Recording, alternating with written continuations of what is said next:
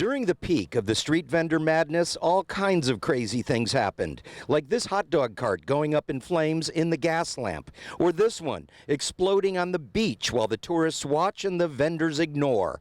That was then, this is now. If you look around these days, it's a whole different scene. To look backwards, before the ordinance was in place, we really have the Wild West. You couldn't walk through Balboa Park or the beach boardwalk or our shoreline parks without running into vendor after vendor after vendor. Now that the new laws have been in effect for 1 year, things have changed out here dramatically. Most of the vendors have disappeared, but not all. The city has been using park rangers to enforce the new laws, and yesterday, the city council decided to hire 44 more park rangers at a cost of $4.5 million to the taxpayer. Those individuals are not just doing street vendors ordinance enforcement. They are doing so much more. I am so excited for the first time that the city is really recruiting and hiring park rangers to do the job of Mission Bay Park, our shoreline parks, our open space parks. So they'll be doing much more. While some people are saying we don't need that many in general and the vending issue is no longer critical,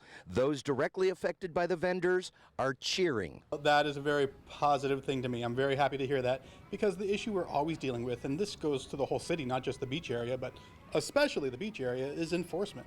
We have so many problems with so many things, and we have great laws in the books in some cases, and enforcement is just a big issue. There is a large loophole in the vending laws. It's called the First Amendment to the Constitution, free speech. For vendors who do not post prices and claim they have artistic, religious, or political purpose, they are exempt. I'm very hopeful at this point, though, that they are gone for good now, because you look out there and there's very few, and they're all artistic based. So I'll take that win, right? While some of the vendors do qualify for First Amendment protection, others are pretending and selling their stuff for posted prices. When the new park rangers are finally hired, the city attorney will brief all of them on what is and isn't a First Amendment protection. Protecting people's First Amendment is really an important part of what we do as a city.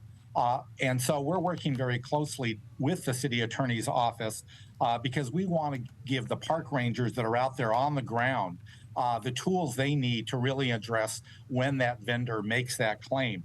You know, I don't want a park ranger making constitutional decisions out there.